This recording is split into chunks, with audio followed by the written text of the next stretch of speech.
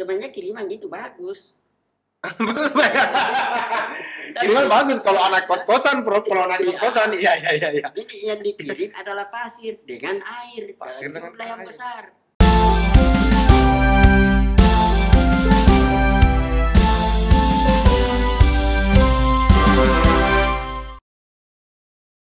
Assalamualaikum warahmatullahi wabarakatuh. Waalaikumsalam warahmatullahi. Dan bertemu lagi di podcastnya Umpar Channel. Mindsetmu, mengulas informasi nyata disertai suguhan edukasi terkini. Kali ini kita kedatangan bintang tamu. Kedatangan narasumber ya.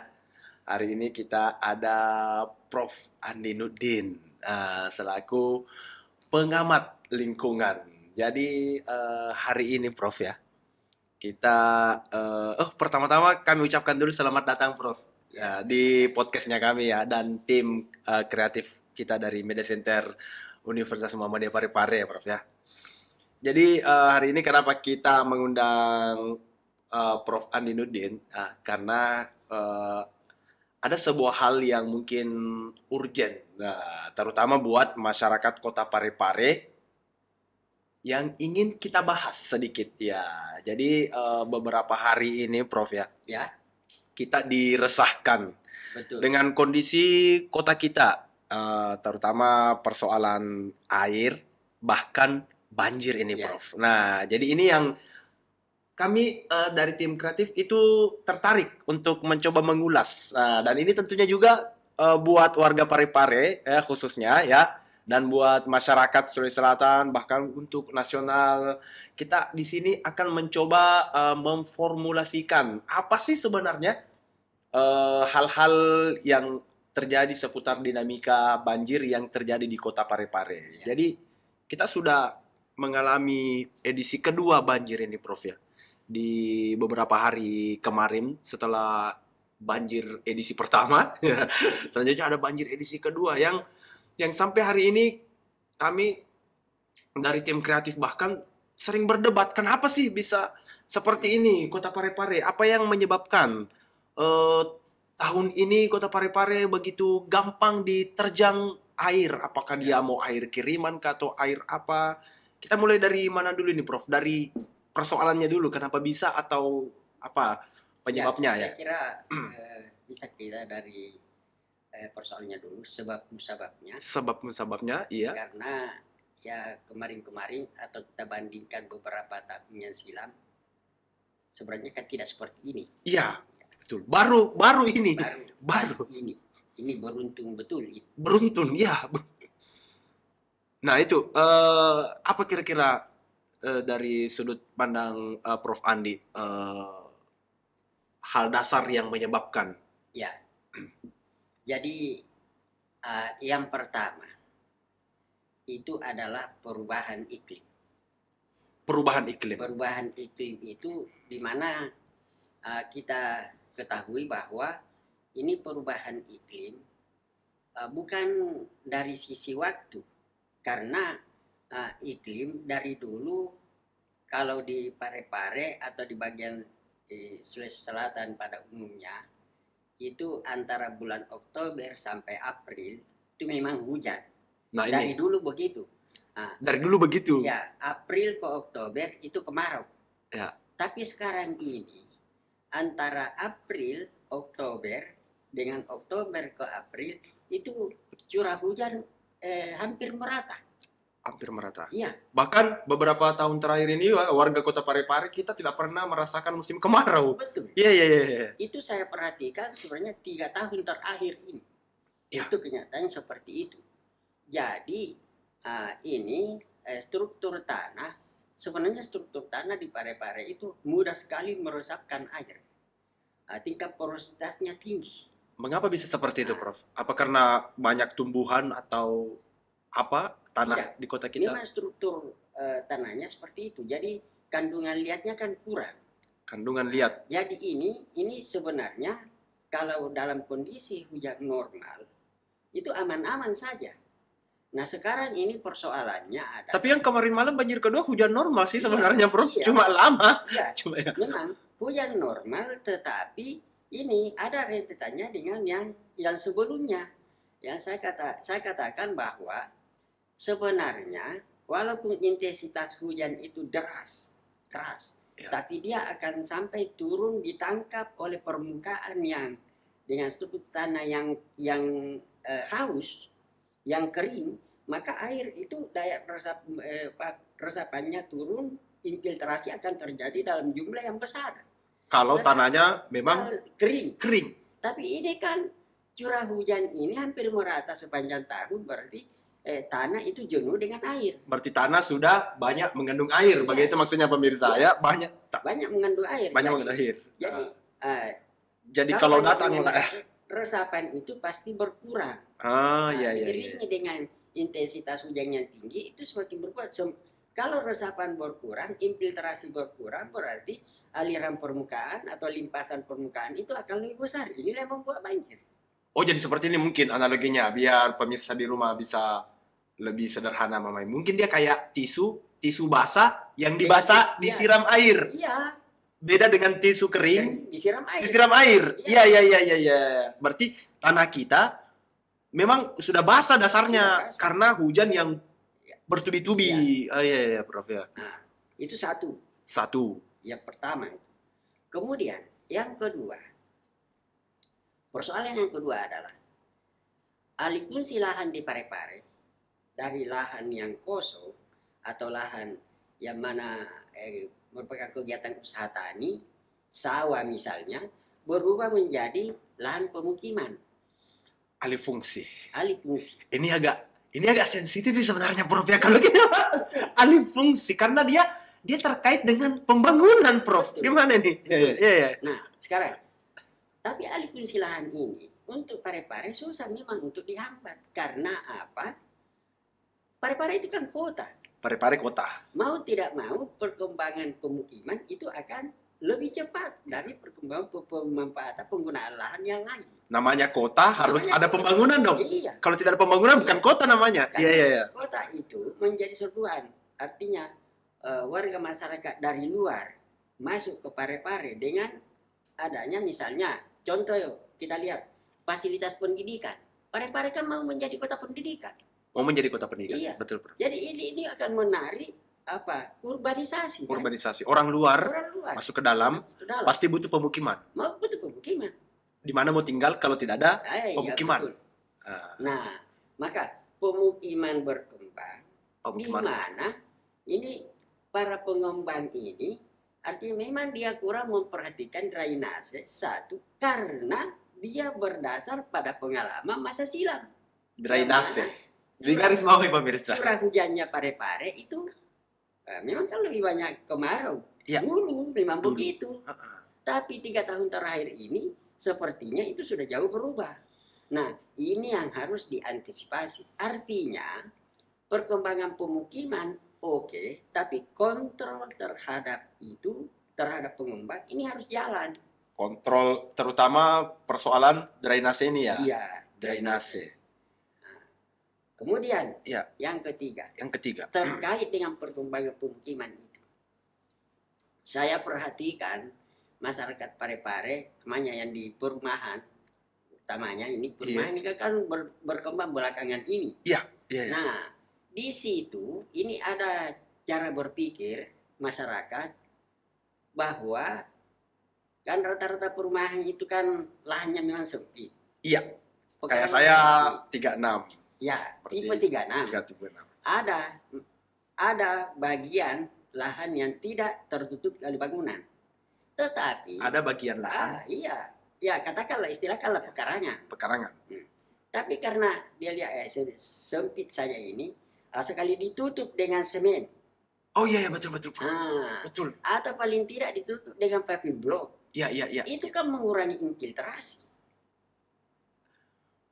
Karena kalau tanah becek, Prof. Ya. Kita mau masuk rumah becek. Tapi kan ada cara mengatasinya. Seperti saya di rumah. Ya. Di rumah itu di blok G, Lapak Dimas. Itu hanya saya yang punya pekarangan.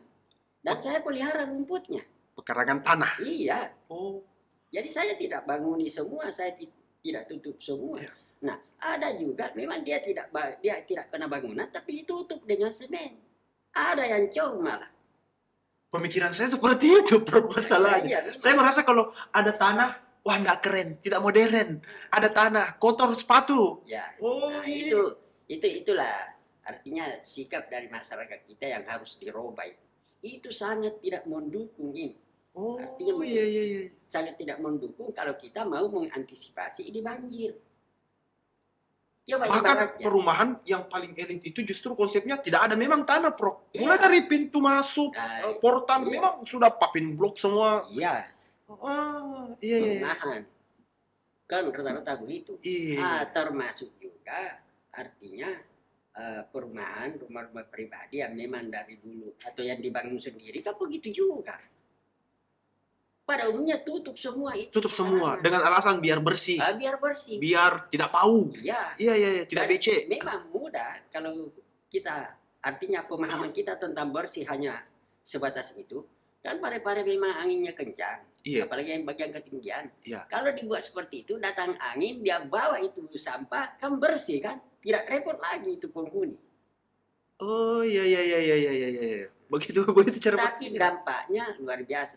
Nah, ini yang sebenarnya masyarakat artinya tidak sampai pemikirannya ke situ karena dia anggap bahwa ya kalau hanya untuk saya berapa sih air yang saya harus resapkan? Memang kalau hanya kita menghitung perorangan, tapi coba kalau seluruh masyarakat Parepare, ibaratnya begini. Bagaimana kalau seluruh wilayah pemukiman di Parepare itu diatapi? Diatapi. Iya, itu kan Diatapi. air. Kalau diatapi kan air kan mengumpul. Iya. Jadi Lari di ujung. iya, jadi Iya, iya. begitu jatuh lewat cucuran atap, air itu sudah berkumpul memang. Bagaimana tidak menaikkan volume air di kanal, di selokan, kanal dan sungai. Wah, saya tertarik sekali nih, Prof. Iya, iya, iya. Ini masalah. Jadi artinya perhatian pemerintah ya mestinya ke situ. Jangan kita mau berpikir bagaimana supaya tidak berkembang itu perumahan. Itu harus. Karena ini Parepare kota. Ya. Oh, Jadi, masalah iya. pengembangan perumahan itu tidak boleh dibatasi. Tidak boleh dibatasi. Kita adalah kota. Kota. Cuma Perlu ada beberapa titik yang harus dikontrol. Artinya, ada lahan yang tidak layak untuk jadi perumahan. Ini Nah, ini itu ini nih yang sensitif. Yang ini nih yang sensitif. Iya. Iya. Iya. Iya. Karena ada memang yang tempat-tempat genangan air, istilahnya kantong-kantong air. Kantong Ya air. itu harus memang disiapkan. Ada memang daerah yang Iya. memang di situ rumahnya Coba air memang. Tegal. Tegal. Pernahkah dulu jadi masalah? Saya di Parepare ini sudah sejak tahun 1988 Ya, Prof. sampai sekarang. Kan di Tegal kan tidak pernah kedengaran ribut-ribut banjir dulu. Karena memang belum ada pemukim. Belum ada orang. Ya. Ya, iya mau siapa yang mau ribut, Prof? Memang tidak ada yang tinggal di situ.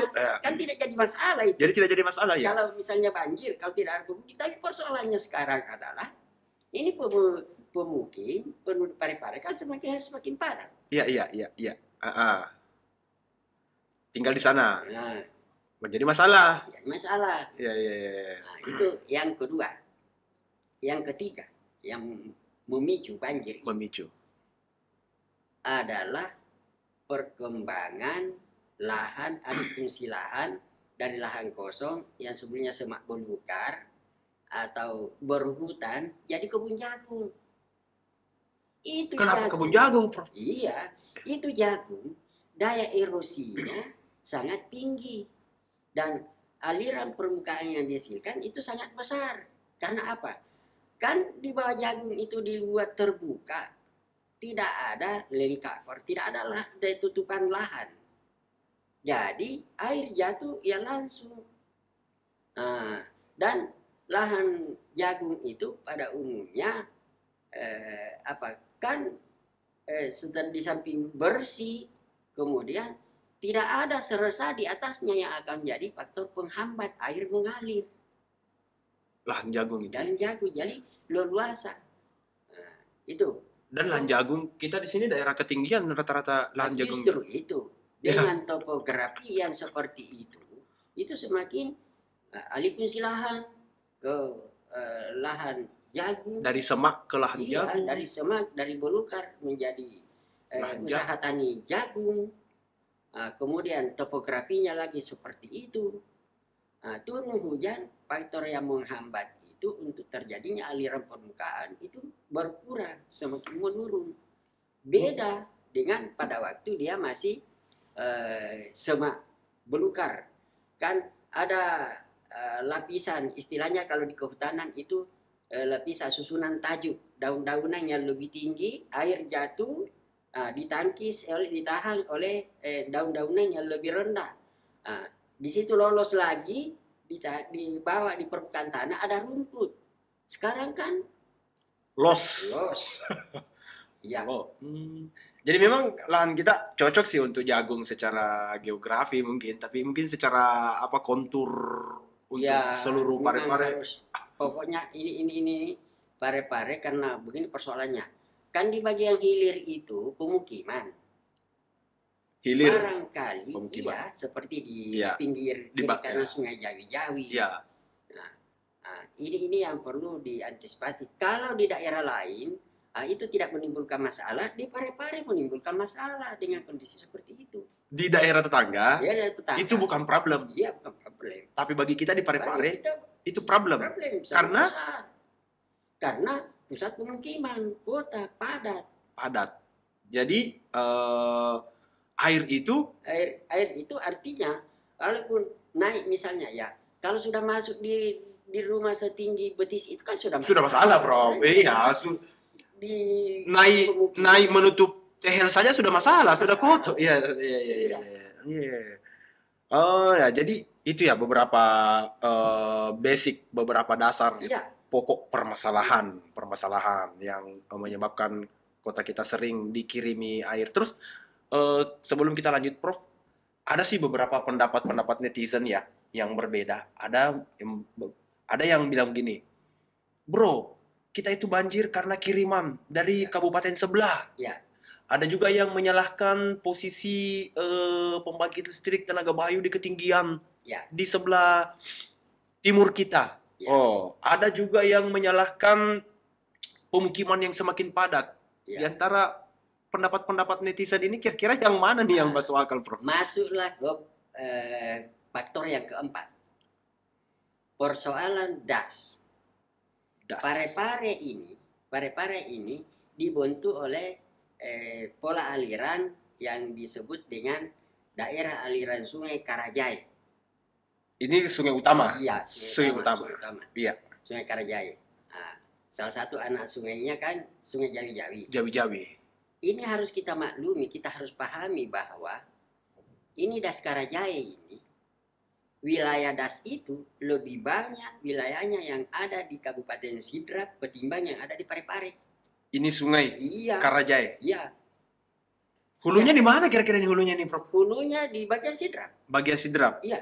Hulunya Karajai ini. Karajai. Iya. Berarti Dan kita itu cuma dapat hilir ya? Dapat hilir. Iya. Dan itu wilayah das itu jadi wilayah das itu yang sampai ke Pare-Pare.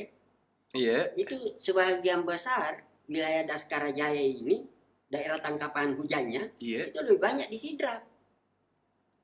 Lebih banyak di Sidrap. Iya. Jadi kalau terjadi banjir kiriman, mungkin wajar-wajar saja. Saya katakan wajar, tidak perlu. Kenapa ada banjir kiriman? Oh ya, namanya saja air kan mengalir dari tempat yang Tinggi ke rendah. Iya, kita lebih rendah. Kita lebih rendah. Iya. Kita dihilir. Nah, sekarang persoalannya adalah das Karajai ini harus dimanage, dikelola dengan kita sebenarnya harus duduk sama-sama antara Pemda Pare-Pare dengan Pemda Sidrap dan harus difasilitasi oleh pemerintah tingkat provinsi selaku karena tingkat ini, satu. Walaupun kecil, das Karajai ini das regional karena dia meliputi 2 kabupaten kota. 2 kabupaten. Ya. Iya. Maksud dan tujuan kita duduk bersama ini apa kira-kira? Kita harus membuat satu perencanaan supaya ada kata mufakat. Iya. Jadi tidak boleh misalnya ya Sidrap dengan maunya sendiri ya harus dengan lahan usaha tani seperti ini. Misalnya jagung. Karena apa? Dampaknya harus ke kita. Kirimannya. Iya, kirimannya. Kiriman lumpur, kiriman pasir itu harus ke kita karena kita ada di hilir. Jadi Dan di daerah tinggi sebaiknya apa ini, Prof? Membatasi bendungannya makanya atau apakah jadi begitu? dia harus membatasi, misalnya yang tidak cocok dengan jagung ya boleh usaha tani tapi jangan jagung. Misalnya yang tanaman tahunan yang bisa berfungsi lindung, karena ya fungsi lindung itu bukan cuma hutan lindung, Iya. Iya, lahan iya. budidaya juga, kebun juga kan bisa berfungsi lindung. Oh iya. Nah, ini kan persoalannya seperti yang ada nampak kita lihat di Pare-Pare, itu kan jagung. Tidak Jagung. berfungsi lindung itu. Oh, saya mulai paham, Prof. Jagungnya karena kabupaten sebelah tanam jagung, Ya, erosi, erosi airnya ke sini. ke sini. Dan aliran permukaan akan semakin besar menuju ke Pare-Pare. Menuju ke Pare-Pare. Itu yang namanya kiriman. Itu namanya kiriman. Sebenarnya kiriman itu bagus. Kiriman bagus kalau anak kos-kosan, Prof. Kalau anak kos-kosan, iya. Ini yang dikirim adalah pasir dengan air Pasir dalam dengan jumlah yang air. besar. Semakin sampai ke Pare-Pare semakin besar karena ketemu semua air. Seperti saya katakan tadi, pola Daskarajaya itu adalah dia melebar. Jadi anak-anak sungainya untuk sampai ke sungai utama kan pendek-pendek. Iya. Cepat sampai itu air. Cepat sampai. Cepat sampai. Karena Iya, karena sungai yang bentuk melebar. bentuk melebar. Nah, yang celakanya Oh, ini, andai kata sungainya sempit. andai kata sungainya panjang, Panjang. kan sama dengan Sungai Sadang. Iya. Sungai Sadang itu kan hulunya ada di Sadang di Toraja. Iya. Yang satu lagi ada di Mamasa. Di Mamasa. Untuk sampai ke pindrang air itu kan lama. Karena Memanjang. sempit dan panjang. Ya. Oh, iya. Memanjang. Ini karena ini lebar melebar dan pendek. Sungainya. Jadi cepat sampai. Oh, Sehingga iya. kalau dalam hal penataan tata guna lahan di situ tidak mendukung, artinya untuk mendukung tidak sesuai dengan langkah-langkah antisipasi banjir, memang semakin besar risikonya. Dan lebih parah lagi karena yang ada di hilir adalah pusat pemukiman kota Pare-Pare. Berarti itu dulu, Bro. Berarti ini sama tadi analoginya dengan ini mungkin ya. Perbedaan air di selang sama air yang dituang langsung ya. Ya. Kalau air di selang mungkin sedikit-sedikit Sedikit, ini air dituang langsung. Ya, ini Iya. cepat berkumpul itu air. Cepat berkumpul. Ya. Iya. Ini saya baru mengerti, Prof. Itu semua semakin diperparah dengan adanya perubahan iklim ini. Perubahan iklim. Wah, kembali lagi ke pasal pertama, kembali perubahan lagi. iklim. Jadi satu persoalan, satu masalah dengan masalah lain saling satu faktor dengan faktor lain itu saling menguatkan. Prof, saya jadi penasaran ini, Prof. Bisakah kira-kira manusia mempengaruhi perubahan iklim, Prof?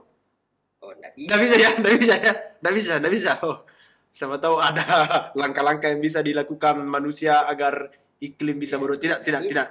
Artinya kalau kita bicara tentang itu, yang bisanya ya bukan mempengaruhi iklim, tapi sedikit ada perubahan cuaca. Misalnya dengan membuat hujan buatan, tapi orang membuat kemarau buatan tidak bisa.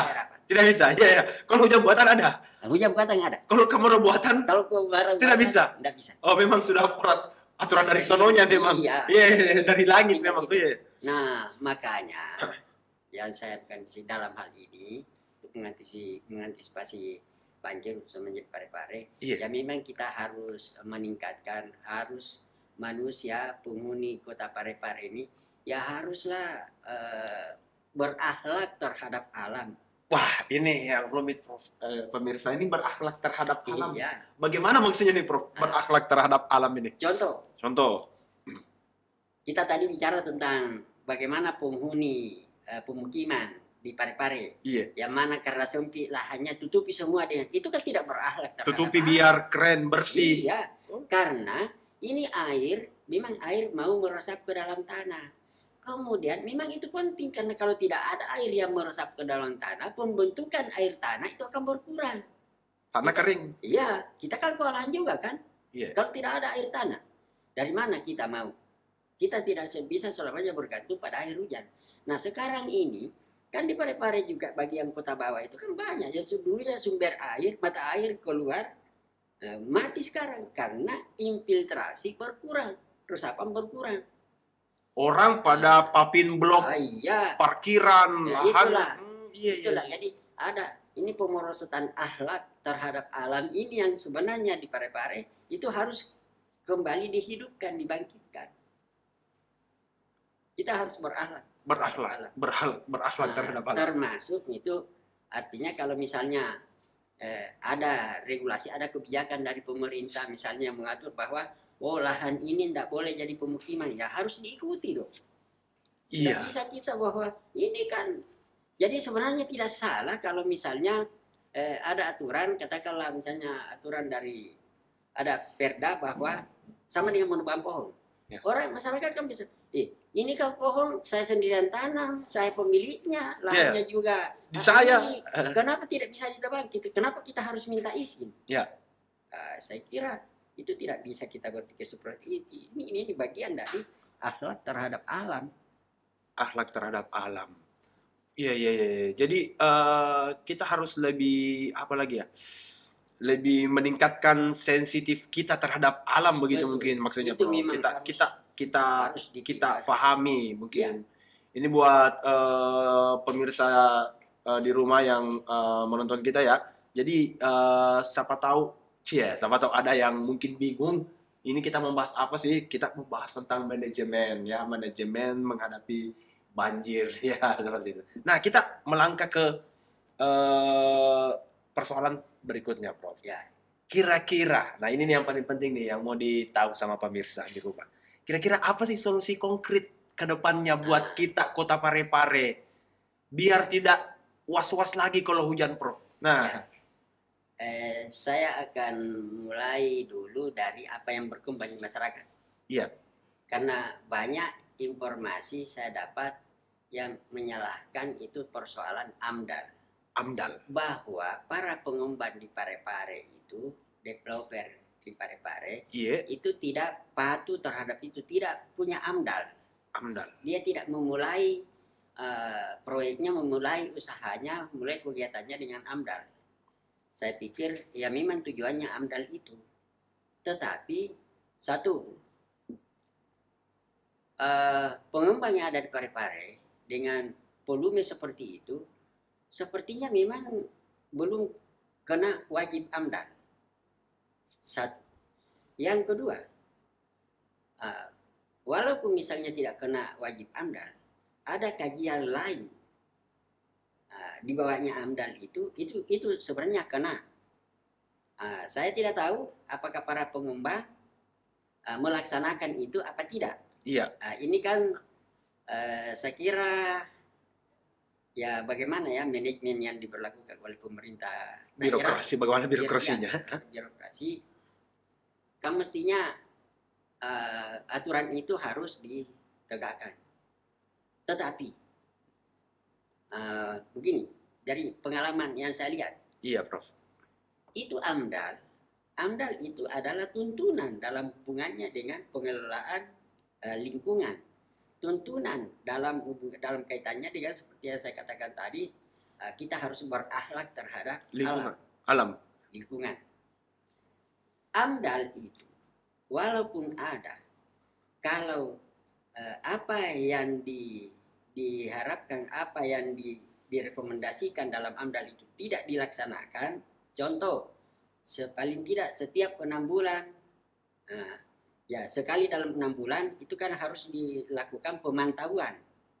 Ini kan walaupun ada AMDAL, ada kajian lain misalnya UKL, UPL atau apa namanya sekarang ini, kan tidak pernah dilakukan pemantauan, hanya syarat administrasi. Ya, betul. Jadi tidak akan ada gunanya AMDAL itu. Nah, pemantauan ini menjadi acuan untuk bagaimana pengelolaan selanjutnya. Iya, Bro. Nah, itu seperti itu. Jadi ada risiko, ada musibah, tidak ada musibah, ya harus ada pemantauan. Perkembangannya. Iya, bagaimana perkembangannya.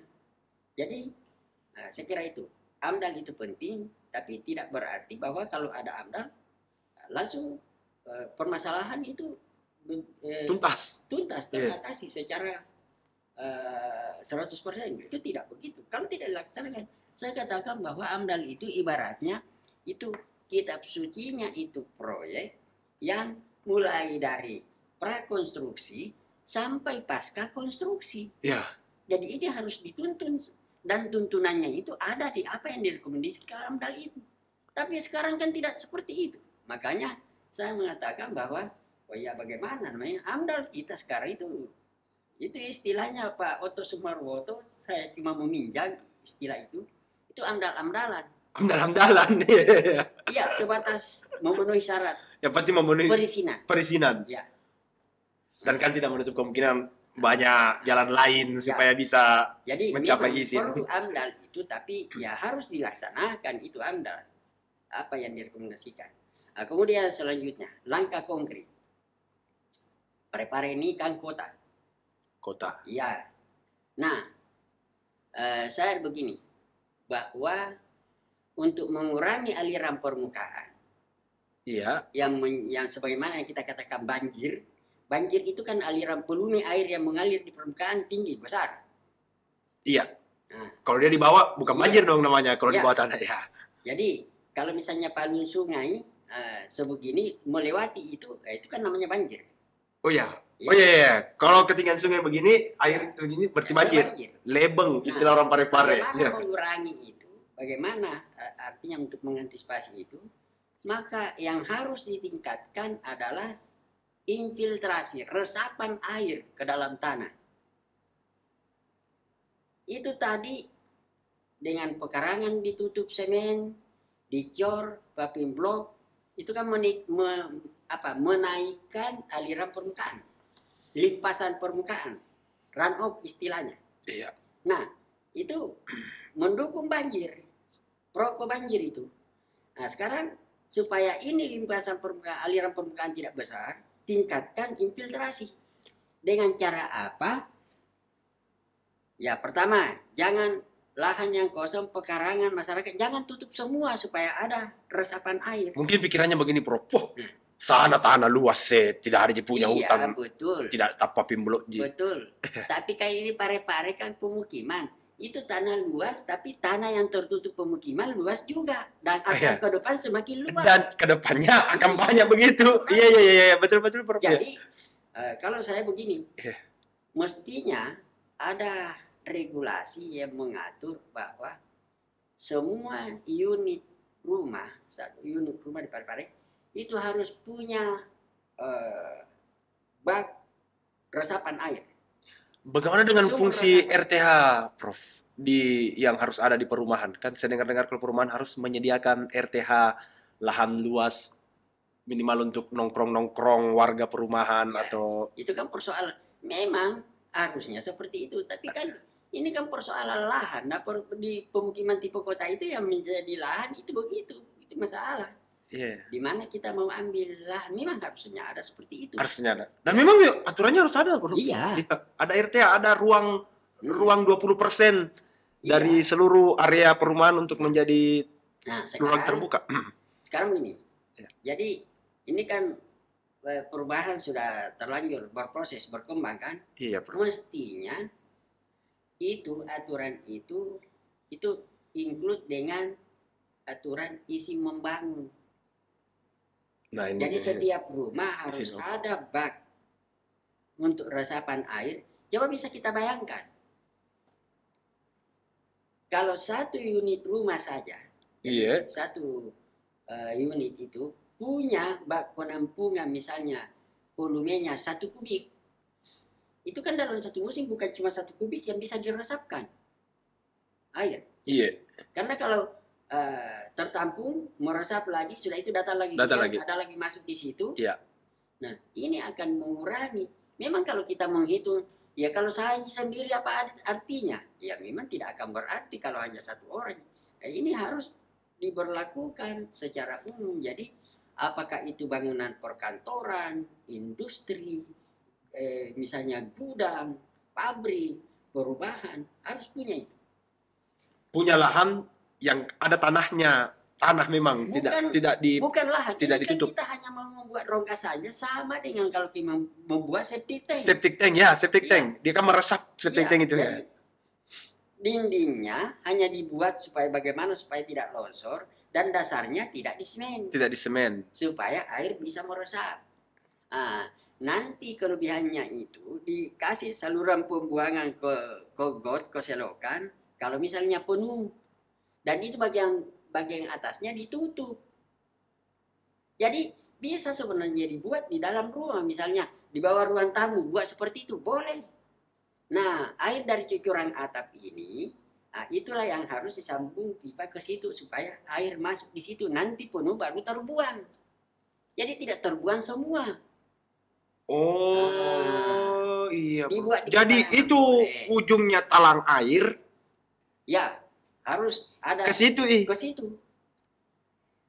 Kalau sekarang kan talang air diarahkan ke got, Prof. Ya itulah. Sebelum ke got, ke situ dulu. Ke situ dulu. Nanti dari situ baru ke got. Iya, iya, iya, iya, iya. Ya, coba. Berapa unit rumah di Parepare? Berapa bangunan? Kalau Wih, bah. semua bangunan membuat seperti itu, bukan berapa jumlah air yang bisa diselamatkan. Dan ini sekaligus kita mengantisipasi banjir dan untuk membantu dalam hal penata kelolaan air tanah. Infiltrasi. Iya, karena itu mata air yang keluar, misalnya air di Jempie, Iya. itu kan air tanah yang meresap ke dalam tanah. Jadi itu. Jadi itu tadi, Prof ya, kita buat lahan terbuka untuk tiap-tiap pemukiman, tiap unit perumahan. Sebenarnya tidak perlu, karena kita berbicara tentang namanya lahan, pasti masyarakat itu kaget di situ. Ya.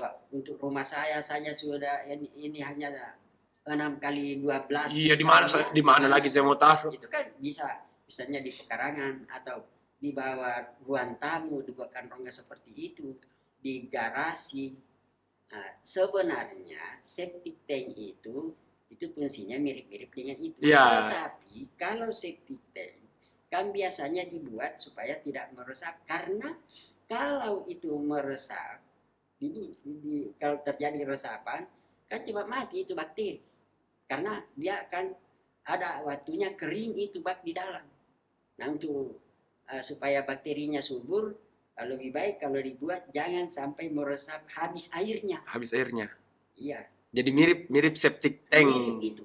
Mirip septic tank. Kemudian yang satu lagi, untuk di selokan, misalnya yang ada di Bagong pada kiri kanan jalan, kan saya lihat misalnya kalau di Parepare dengan kemiringan. Iya. Kemiringan, dasar selokan ditutup. Iya, rata-rata. Karena kalau tidak tergerus itu, terosi. Nah, itu harus dibuat dengan yang istilahnya lubang biopori seperti yang dikembangkan oleh IPB. Dalam jarak misalnya sekian sentimeter ada lagi lubang. Nah, di pekarangan, di pemukiman misalnya yang di perumahan padat itu ya bisa berfungsi, bahwa biopori itu berfungsi untuk tempat sampah. Jadi bagian permukaannya itu memang dibuat sedemikian rupa di semen supaya tidak longsor, dan itu bisa diisi dengan sampah organik. Setelah beberapa bulan kemudian diperkirakan bahwa sampah itu sudah terurai, jadi tanah, bisa dibor lagi, naik kembali, itu jadi kompos. Nah, ini untuk membantu meningkatkan infiltrasi. Jadi ya kalau hitungan berapa banyak yang bisa saya selamatkan karena kita, ya makanya kita harus sama-sama.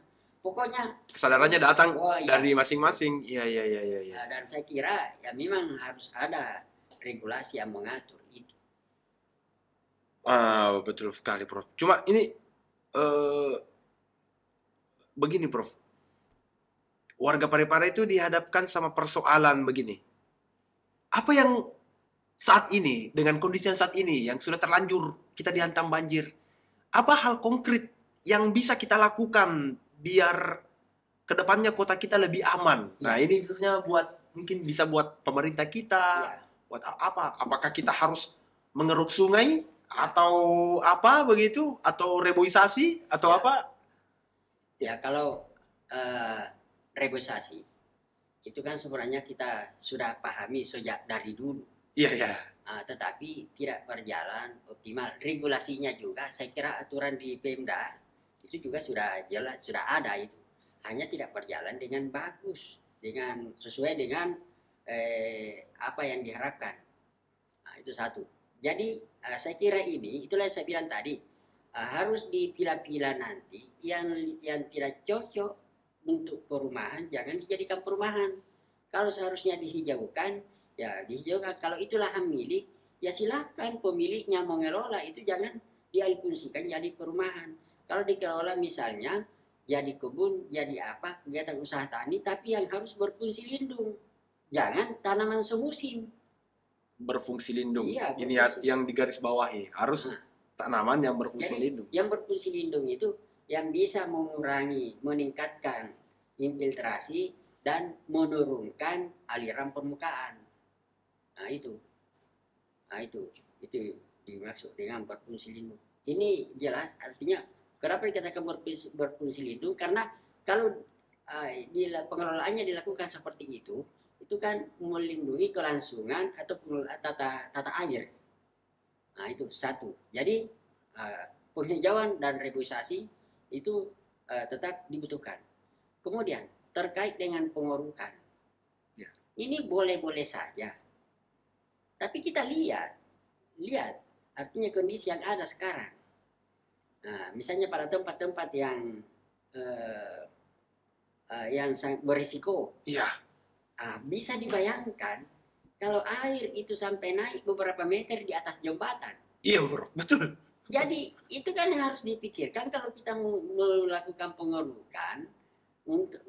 Tentu kita harus perhitungkan pengerukan itu untuk memperbesar volume atau daya tampung air kan di sungai. Di sungai. Iya.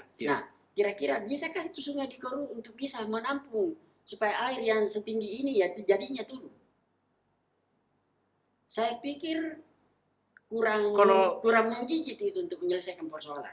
Oh. Kalau sungainya dikasih lebih dalam lagi kurang. Justru itu harus dikasih lebih dalam lagi supaya di jembatan apa itu ya, saya lihat bekas aliran air sampah-sampah itu sampai naik di atas jembatan. Ada banyak Prof. Iya. Jembatan di Lapade Mas, di Jawi-Jawi, di Bambu Runcing. Ya. Rata-rata jembatan. Kalau sungainya mau dikeruk, kalau itu saja mau diperdalam, sampai berapa dalamnya? Nah, kalau dikeruk, misalnya mau diperlebar, itu dam kita buat. Kalau diperlebar kan lahannya orang harus. Lahannya orang. Ada susah lagi urusan pembebasan lahan dan lain-lain sebagainya, ganti rugi. Yeah. Nah, kemudian dengan cara tanggul.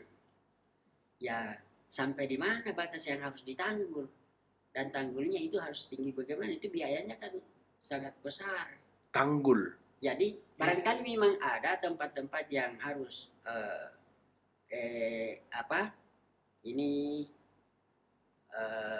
istilahnya dinding sungai kiri kanan yang harus tanggul. Tapi itu juga dengan pengalaman kejadian banjir 2 kali, ini kita bandingkan dari November ke Januari ke Februari ini, saya kira itu tidak pas dengan cara seperti itu. Apa istilahnya lagi tuh, bro? Yang penangkal air biasa itu brojor itu bronjong itu ya, fungsinya untuk menahan lumpur, menahan material yang tergerus, yang tererosi dari arah hulu sana. Bronjong. Iya. Banyak, artinya banyak yang langsung buat begitu, Bro. Iya. Itu kan gunanya untuk itu sebenarnya, untuk menahan erosi. Artinya sedimen. Menangkal sedimen agar jangan masuk di area, langsung masuk di sungai untuk memperdangkal itu palung sungai. Oh, itu gunanya agar air yang dari atas tidak membawa bahan lumpur sehingga membuat sungai dangkal. Sehingga air sungai tidak bisa menampung air dengan massa yang banyak. Iya. Memang di tempat-tempat tertentu ada memang yang perlu dibangun seperti itu. Tapi dengan kejadian banjir kemarin, ya katakanlah bahwa kalau materialnya bisa diantisipasi seperti itu, tapi airnya tetap juga kita akan kebanjiran. Nah, ini untuk memperlambat aliran air untuk sampai ke pusat pemukiman seperti tempat berisiko. barangkali yang perlu itu dam pengendali. Tapi ini harus dilihat ya, kira-kira harus ada kajian untuk itu, kira-kira di mana yang paling, di mana dam pengendali itu bisa dibangun lebih tepat untuk bisa mengantisipasi kejadian banjir ini tadi. Berarti ini lebih ini lagi ya, lebih butuh kajian mendalam lagi. Kita harus Karena kan mendata dulu titik-titik banjir terparah, kemudian mempelajari arusnya dari mana. Harus diperhitungkan berapa jumlah air yang mau mengalir dalam misalnya kondisi intensitas tertinggi. Iya. Nah, ini kan yang jadi masalah. Itu ya, seperti yang saya katakan tadi bahwa ya memang prediksinya para pengembang kan pengalaman masa silam Parepare kan lebih banyak kemaraunya. Ya. Jadi kalau jadi kita semuanya berpikir, oh begitu sih cuaca memang. Kalau dari bulan ini sampai ini kemarau. Ternyata beberapa tahun terakhir tidak begitu. Ya, terjadi perubahan drastis. Itu sangat drastis. Iya. Yang seperti kita bilang tadi, sepertinya di Parepare dari tahun 2002 ini tidak pernah kemarau. Saya baru pikir seperti itu. Dari 2020 sudah tidak pernah kemarau. Tidak pernah kemarau. Berarti curah hujannya, nah ini yang membuat kita kalang kabut, karena jauh sebelumnya kan tidak begitu. Ya, dulu tidak begitu. Iya. Ya saya pikir ya tidak bisa juga memang kita mau mencari kambing kita salah menyalahkan, bukan itu sebenarnya solusinya. Karena memang kondisi alam sebelum sekarang, dulu dengan sekarang itu kan jauh beda. Dan kita tidak sangka. Kita tidak sangka. Ya, jadi tidak ada yang bisa sebenarnya. Kita tidak boleh saling menyalahkan, saling mengkambing hitamkan. Ini karena ini, karena ini. Saya kira itu tidak perlu terjadi. Tidak perlu terjadi. Iya, Prof. Jadi itu tadi ya, langkah-langkah konkret yang bisa kita bahas ya. Terkait bagaimana kita mengantisipasi ke depannya. Karena saya yakin lah Prof, kalau misalnya beberapa hari kemudian terjadi hujan, pasti ada warga yang was-was lah Prof. Jangankan warga, saya di tempat yang aman was-was juga. Kita ini di tempat yang aman. Karena itu kita pikirkan, ya kita ini satu, kita ini masyarakat Parepare boleh dikata satu kan. Apalagi kalau kita berdasarkan pengalaman, kan dulu itu kan tidak pernah terjadi seperti itu. Iya. Woi, mau hujan, jangan banjir lagi. Woi, bagaimana ini saudara-saudara kita yang ada di tempat-tempat di kawasan yang sudah pernah. Nah, kita saja ini selalu was-was, apalagi saudara kita yang memang di tempat itu. Coba bisa kita bayangkan. Nah, sekarang sudah ada penghuni yang tidak mau kembali ke rumahnya. Ke rumahnya, bahkan sudah merelakan rumahnya. Jadi untuk tidak ditempati. Iya, berarti bisa kita bayangkan itu bagaimana kalau terus-menerus kita diteror sama banjir. Dihantui. Asal hujan, wah, was-was lagi.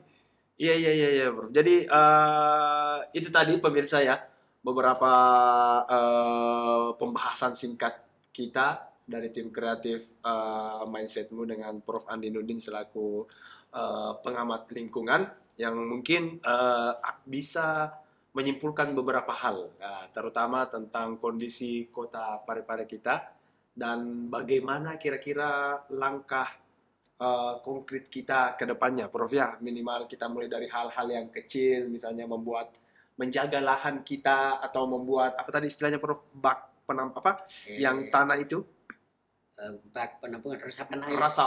Sumur resapan di pekarangan kita masing-masing, dimulai dari hal yang sederhana, yang menurut Prof. Andi Nudin intinya adalah bagaimana kita berakhlak terhadap alam kita.